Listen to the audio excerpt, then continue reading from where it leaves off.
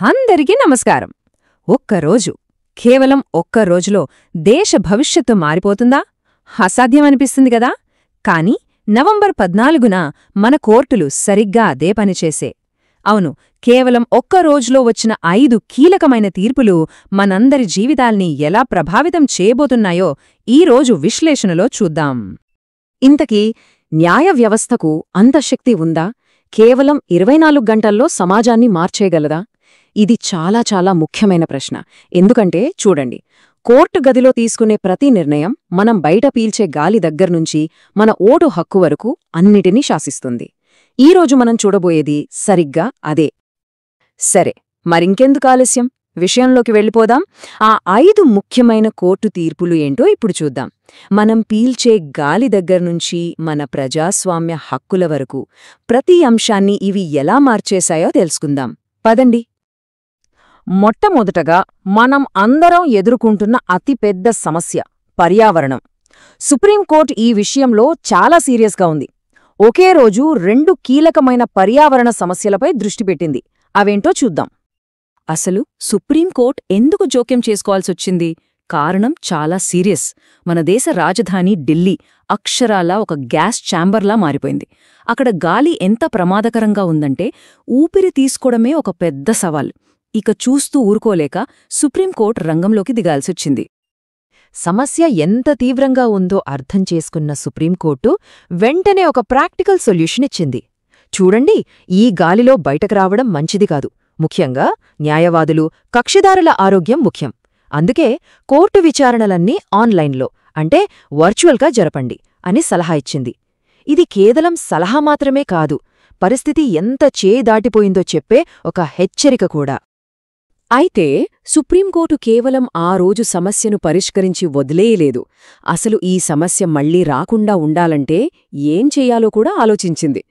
భవిష్యత్తును దృష్టిలో పెట్టుకుని ఒక సంచలనమైన సూచన చేసింది.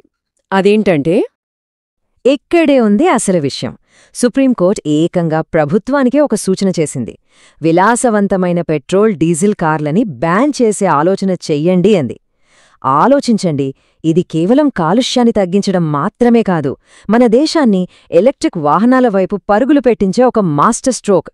ఈ ఒక్క సూచనతో ఇండియా మొత్తం ఆటోమొబైల్ ఇండస్ట్రీ భవిష్యత్తే మారిపోవచ్చు. సరే, పర్యావరణం సంగతది.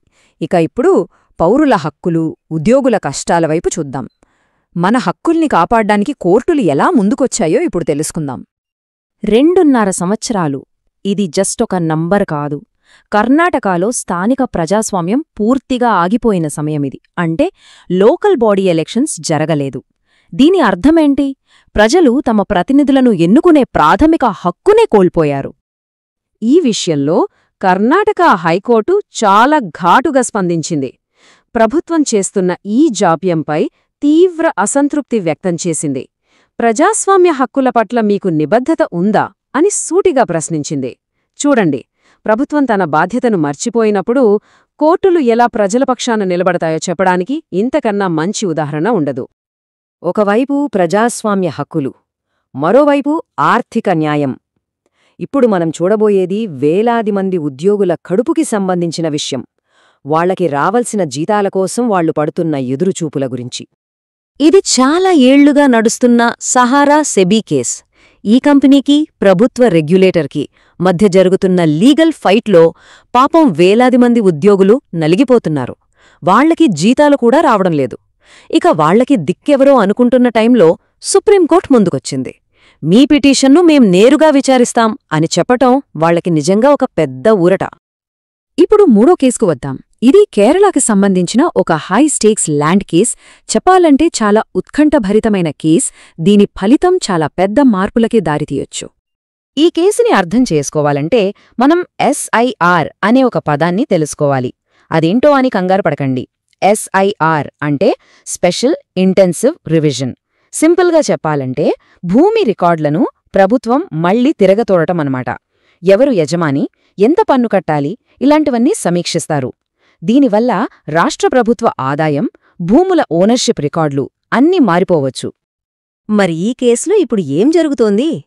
నవంబర్ 14న వాదనలన్నీ పూర్తయ్యాయి. ఇప్పుడు హైకోర్టు తన తీర్పును రిజర్వ్ చేసింది. అంటే ఫైనల్ డెసిషన్ ఎప్పుడైనా రావచ్చు. ఈ తీర్పు రాష్ట్ర ఆదాయాన్ని ప్రభావితం చేస్తుంది కాబట్టి కేరళ మొత్తం ఉత్కంఠగా ఎదురుచూస్తుంది. సరే, ఈ కేసులన్నిటినీ చూశాం కదా. ఇప్పుడు ఈ మొత్తం విశ్లేషణ నుంచి మనం తెలుసుకోవాల్సిన అసలైన విషయమేంటి? మనందరికీ ఉపయోగపడే ఒక ముఖ్యమైన పాఠముంది. అదేంటో చూద్దాం.